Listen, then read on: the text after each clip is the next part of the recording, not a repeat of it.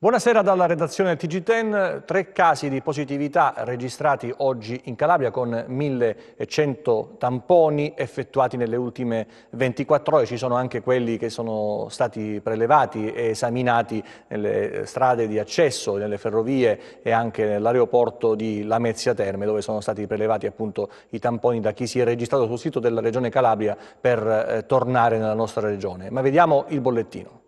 In Calabria ad oggi sono stati effettuati 39.780 tamponi. Le persone risultate positive al coronavirus sono 1.122, più 3 rispetto a ieri. Quelle negative sono 38.658. Territorialmente i casi positivi sono così distribuiti. A Catanzaro 45 in reparto, 1 rianimazione, 60 in isolamento domiciliare, 77 guariti, 33 deceduti. A Cosenza 18 in reparto, 283 in isolamento domiciliare, 129 guariti, 29 deceduti. A Reggio Calabria 17 in reparto, 2 rianimazione, 127 in isolamento domiciliare, 97 guariti, 16 deceduti. A Crotone 7 in reparto, 33 in isolamento domiciliare, 67 guariti, 6 deceduti. A Vibo Valentia 51 in isolamento domiciliare, 19 guariti e 5 deceduti. Il totale dei casi di Catanzaro comprende soggetti provenienti da altre strutture e province che nel tempo sono stati dimessi. Sono compresi 461 tamponi effettuati sulle persone rientrate lo scorso 4 maggio, riferiti ad 850 censite per quel giorno, e sono risultati tutti negativi. Le persone decedute vengono indicate nella provincia di provenienza e non in quella in cui è avvenuto il decesso. I soggetti in quarantena volontaria sono 6.948, così distribuiti: a Cosenza 1.410, a Crotone 1.916, a Catanzaro 1.962, a Vibo Valentia 446, a Reggio Calabria 1.214. Nel conteggio sono compresi anche 2 pazienti di Bergamo trasferiti a Catanzaro, mentre non sono compresi i numeri del contagio pervenuti dopo la comunicazione dei dati alla Protezione Civile Nazionale. Buone notizie dunque dai test effettuati a chi rientra in Calabria, ci sono tanti tamponi ancora da esaminare, c'è stato un rallentamento nelle ultime ore rispetto agli ingressi che sono avvenuti invece nella giornata di ieri, comunque si continua a monitorare la situazione. Detto questo, ci sono anche gli inviti da parte delle istituzioni a rispettare le regole in questa fase 2 e soprattutto ad essere prudenti, perché naturalmente una curva del contagio di salita e il pericolo purtroppo è dietro l'angolo. L'ultimo appello in ordine di tempo arriva dal prefetto di Crotone, che ha notato troppa gente in strada nella città pitagorica. Terzo giorno di fase 2 anche in Calabria, che risponde più o meno bene a quelle che sono le indicazioni previste sia dal decreto del Presidente del Consiglio dei Ministri che dall'ordinanza emessa dalla governatrice Santelli. Il prefetto di Crotone però, dopo le polemiche dei giorni scorsi e i sit-in di protesta dei commercianti che hanno simbolicamente consegnato le chiavi delle loro attività ai commissari prefettizi subentrati per gestire il comune, ha qualche appunto da fare. La fase 2 a Crotone è partita, per quanto riguarda gli esercizi commerciali, devo dire molto ma molto a rilento. Credo che ci sia un'attività di valutazione delle conseguenze, delle misure di contenimento che sono contenute nell'ordinanza della Presidente della Regione. Quindi non ho visto un particolare attivismo sotto questo profilo. Per quanto invece riguarda le attività ginniche, sportive, motorie, devo dire che c'è stato un incremento anche troppo esagerato e preoccupante. La gente credo che pensi che si possa, forse anche in maniera comprensibile, ritornare a fare la vita di prima, e invece purtroppo così non è. Di noi abbiamo già attivato diversi tavoli per capire e monitorare qual è il fenomeno, appunto relativo anche alla difficoltà di arrivare ad avere quei sussidi e quei contributi che il governo ha messo in campo. Stiamo aspettando il cosiddetto decreto aprile, per capire se ci sono forme ulteriori di contribuzione al mantenimento delle persone.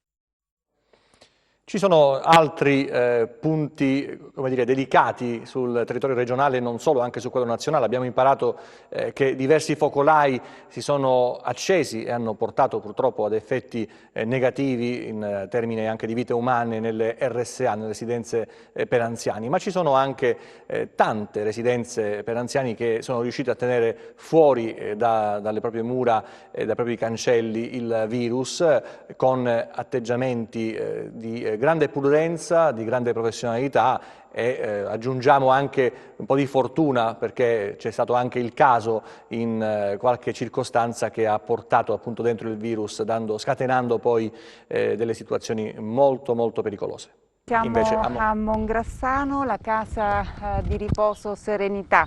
Dal 26 febbraio scorso questa struttura è stata chiusa, quindi prima del lockdown, per tenere fuori proprio il virus. Io saluto una delle ospiti della struttura, la signora Luigina, ha 98 anni, vedete gli operatori indossano tutti i dispositivi di protezione, tutto in sicurezza. La signora Luigina, la salutiamo, ha i suoi parenti in America, quindi è una delle ospiti di questa struttura, 22 in tutto. Siamo in compagnia di Maria Eugenia Bellusci, che è la responsabile della struttura. Allora abbiamo detto 22 ospiti, età compresa tra i 78 e i 98 anni come la signora Luigina. Quanti operatori sociosanitari e infermieri? Il personale? Allora, la casa di riposo di Mongrassano è costituita da 11 operatori sociosanitari e un'infermiera. La SCICO, che è chi gestisce la casa di riposo di Mongrassano, ha adottato fin da subito un protocollo molto rigido.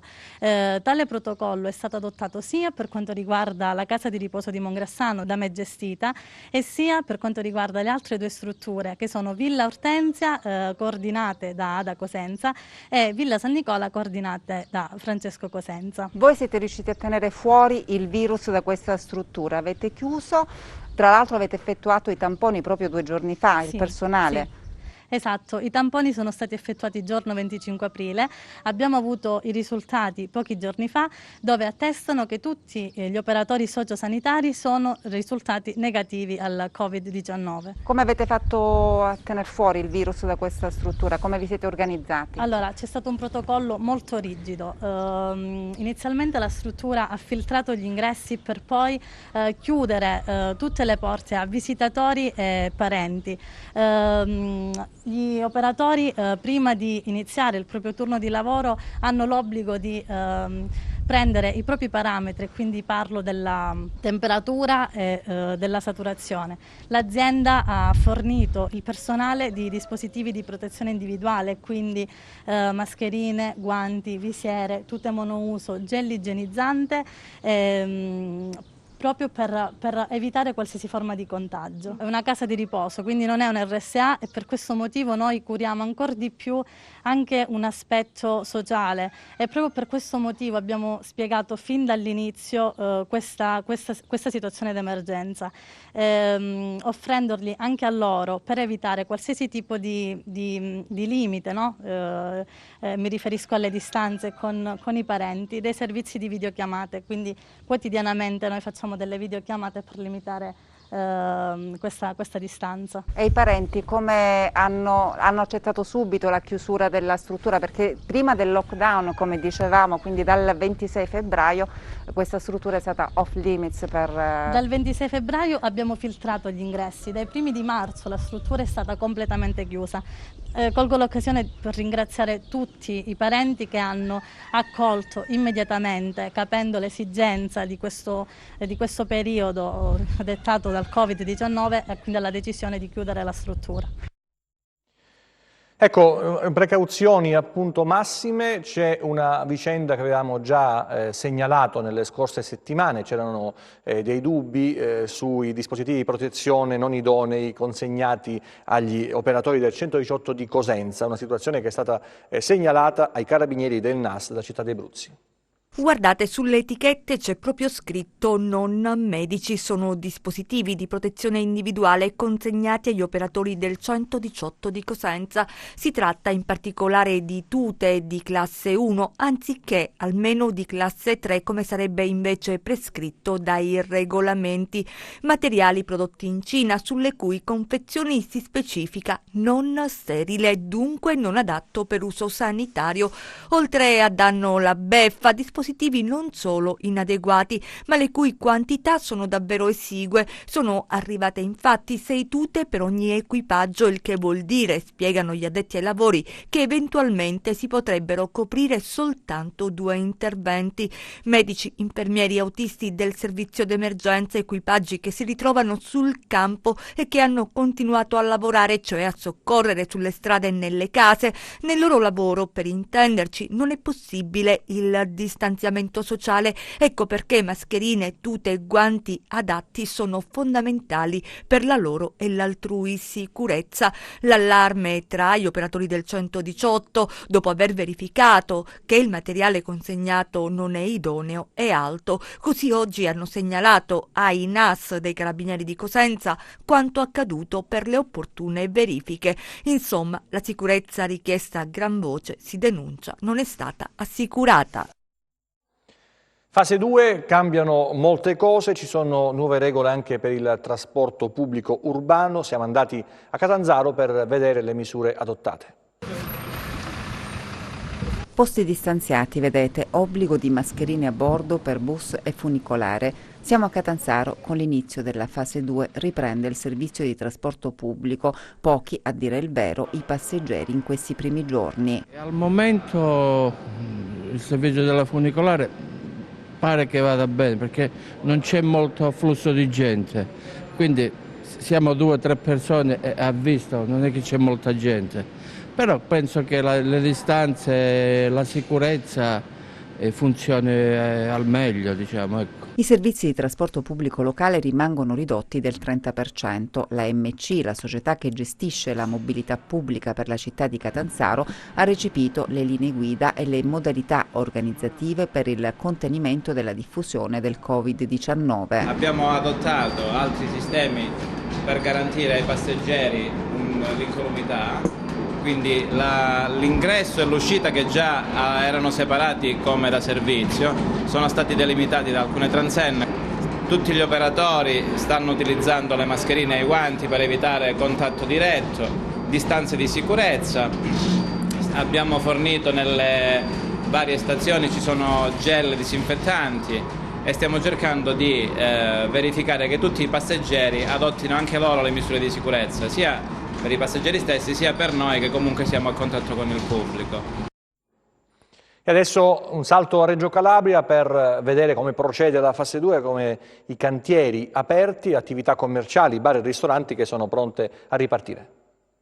Le città cercano di tornare alla normalità e tra aperture di attività commerciali, bar, ristoranti e cantieri si prova a ripartire. Ci troviamo sul cantiere del Waterfront che oggi ha ripreso a pieno regime, tantissimi operai sul cantiere sia nella parte della scalinata sia dall'altro lato nella parte del porto, che anche qui nella zona Lido dove verrà riqualificata tutta l'area d'ingresso.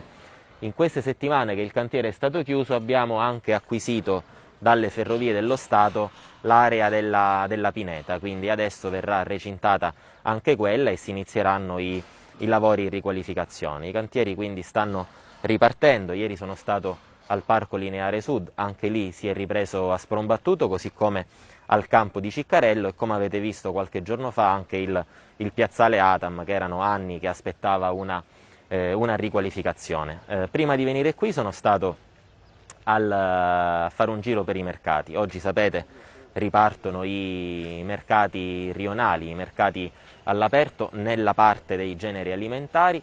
Sono stato al mercato di Piazza del Popolo a salutare gli ambulanti. Ho percepito tanta preoccupazione in questa ripartenza, ma anche tanta voglia di ricominciare. Naturalmente ho raccomandato loro di far rispettare le distanze, il distanziamento tra un cittadino e l'altro al momento dell'acquisto dei vari prodotti. Prima ancora sono stati invece ai cimiteri, ho fatto un sopralluogo, ci stiamo preparando all'apertura di giorno 8, è stata l'occasione anche per salutare i chioschi di fiori, i commercianti dei chioschi di fiori che si stanno preparando anche loro all'apertura di giorno 8. Quello che vi chiedo e che vi raccomando si aprono giorno 8 ma non si chiudono giorno 9 i cimiteri, quindi non li prendiamo d'assalto. Anche su questo dobbiamo garantire il rispetto delle regole, il distanziamento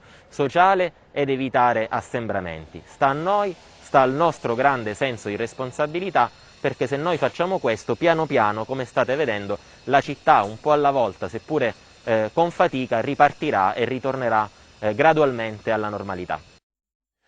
Non sappiamo ancora che estate sarà, dipende soprattutto dall'impatto che avrà il virus nelle prossime settimane, nei prossimi mesi. C'è il rischio, c'è il timore che l'estate sia purtroppo condizionata anche dal punto di vista del turismo e che ci siano migliaia di posti di lavoro che andranno perduti. Il comparto del turismo attende anche di sapere come si muoverà il governo e uno studio di Demoscopica ci prospetta uno scenario non proprio idilliaco. L'appello del Presidente dell'Istituto di ricerca alle istituzioni è quello di sostenere le imprese. Turismo in ginocchio, sarebbero 4.000 i posti di lavoro a rischio nel settore. In Calabria 1.200 le aziende in difficoltà e dunque da sostenere, quanto denuncia l'Istituto Demoscopica in uno studio che riguarda l'intero stivale e che registra una contrazione del fatturato nazionale pari a 10 miliardi di euro.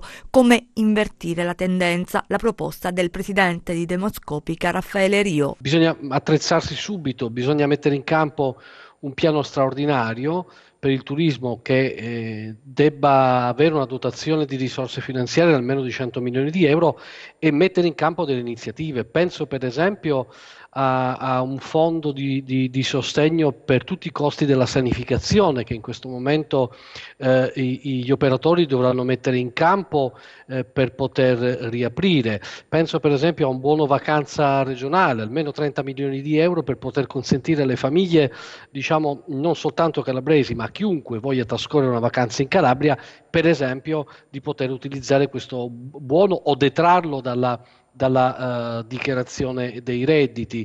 Penso per esempio a tutta l'attività di promozione che va fatta. Attenzione, perché detta così sembra una cosa abbastanza semplice e normale, non è così, perché io sto lavorando in diverse parti d'Italia, in molte destinazioni, c'è una competizione che è già partita sfrenata, spietata tra i sistemi regionali, quindi il tempo e la rapidità sono assolutamente vincolanti, è una parola d'ordine, non possiamo permetterci il lusso del ritardo questa volta. Cosa può fare la Regione per far ripartire il comparto? La Regione in coerenza e in coordinamento con il governo centrale può fare molto, può mettere in campo un pacchetto integrato di misure che vadano dalla promozione ai costi di sanificazione, ai sostegni e alla salvaguardia delle maestranze, cioè dei sistemi occupazionali. Bisogna fare presto.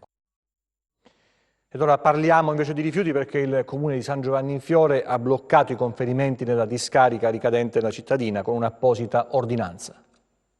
Questa che vi mostriamo è l'ordinanza emessa dal sindaco di San Giovanni in Fiore, Giuseppe Belcastro, con cui si vietano ulteriori sovralzi di rifiuti nella discarica di Vetrano, che si trova nel comune da lui amministrato. Il sindaco dice basta, per anni decine e decine di comuni hanno sversato nella nostra discarica. Ho emesso un'ordinanza per bloccare il sovralzo della discarica di Vetrano. Da 15 anni il nostro comune sta ospitando i rifiuti di centinaia di comuni della Calabria. Ora la discarica è satura ed è giusto che la si metta in sicurezza e la si chiuda definitivamente. Stiamo chiedendo da oltre un anno alla Regione di non portare anche compost fuori specifica. Ormai la discarica deve essere bonificata, inerbata e ridata alla comunità di San Giovanni in Fiore e di Caccuri.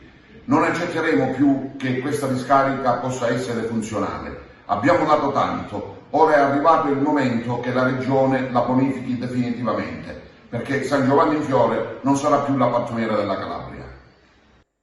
E la chiusura della discarica di San Giovanni in Fiore, la mancata realizzazione dell'ecodistretto provinciale hanno fatto ripiombare le città nella crisi già vissuta qualche mese fa. Ci sono anche problemi economici perché i comuni in difficoltà acuita adesso dalla crisi economica non riescono a pagare. Cumuli di rifiuti nei centri cittadini proprio in un momento in cui sarebbe importantissimo mantenere la massima igiene nelle aree urbane. Nonostante le riunioni tenute nei mesi scorsi nelle quali è stato fissato anche un cronoprogramma delle attività da concretizzare per venire fuori dalla emergenza una volta per tutte, nulla è stato fatto. Eppure sono stati stanziati anche 40 milioni di euro per la realizzazione di un nuovo impianto, l'adeguamento di altri già esistenti. A distanza di mesi siamo invece al punto di partenza e non è stata individuata l'area dove far sorgere questo impianto di ultima generazione. Fra l'altro era stato nominato anche un commissario proprio per individuare l'area nel territorio provinciale di Cosenza.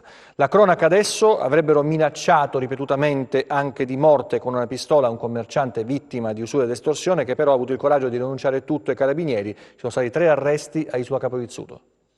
Eccoli i carabinieri di Sellia Marina e quelli di Catanzaro mentre effettuano perquisizioni a Isola Caporizzuto per ricostruire una serie di condotte estorsive messe in atto nei confronti di alcuni imprenditori che in difficoltà economiche e con il conseguente stato di bisogno dovuto alle necessità di sostenere varie spese anche per le cure mediche di familiari erano ricorsi a prestiti con interessi annui del 100%.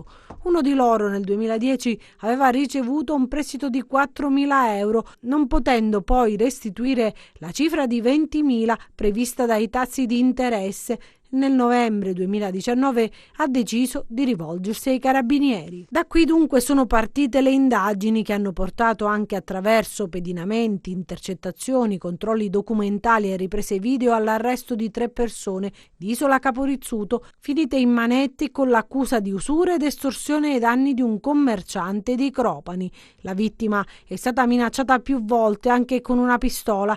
Le indagini degli investigatori sono state coordinate dai PM di Catanzaro Paolo Sirleo e Domenico Guarascio e dal procuratore Nicola Gratteri. I fatti, secondo quanto si apprende, sono stati inquadrati in un più ampio contesto ndranghetista, visto che i 3, secondo l'accusa, sono riconducibili a una famiglia gravitante nell'ambito delle cosche di Isola Caporizzuto. Un boss con il reddito di cittadinanza, un scoperto dalla Guardia di Finanza, l'uomo Vincenzo Barba, di 68 anni, ritenuto esponente di spicco della cosca di 'ndrangheta Lo Bianco Barba di Vibo, è stato adesso denunciato.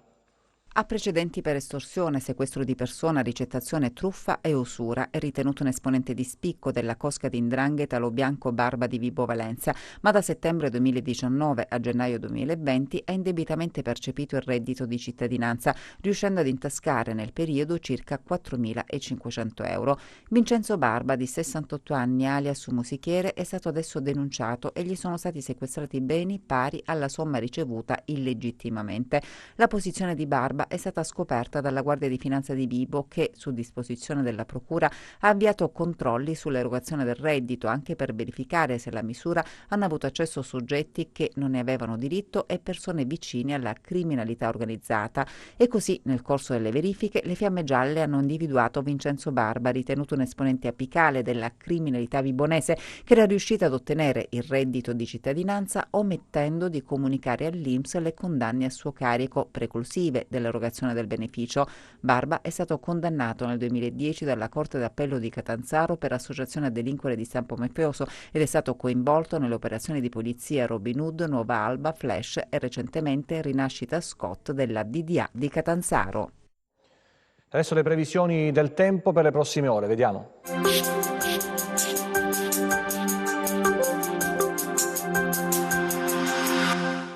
Continua il dominio anticiclonico sulla nostra regione con temperature che toccheranno valori quasi estivi, anche se è atteso un calo termico nella giornata di giovedì grazie all'insinuazione di correnti più fresche settentrionali. Domani cielo sereno o poco nuvoloso su tutto il territorio, annuvolamenti possibili solo sui rilievi principali ma senza fenomeni di rilievo, temperature in diminuzione a causa dell'intrusione di freschi venti di tramontana. Passiamo a mari e venti, domani venti deboli da maestrale sul Tirreno, con mare calmo il settore settentrionale, quasi calmo o poco mosso nei rimanenti settori. Lo Ionio risulterà calmo o quasi calmo il settore cosentino, poco mosso nei rimanenti settori, venti tra deboli e moderati dai quadranti settentrionali. Per ulteriori approfondimenti vi rimando al sito www.meteoincalabria.com e alla nostra pagina Facebook Meteo in Calabria. TG che finisce qui, ci vediamo nelle prossime edizioni, grazie per la vostra attenzione, arrivederci e buona serata.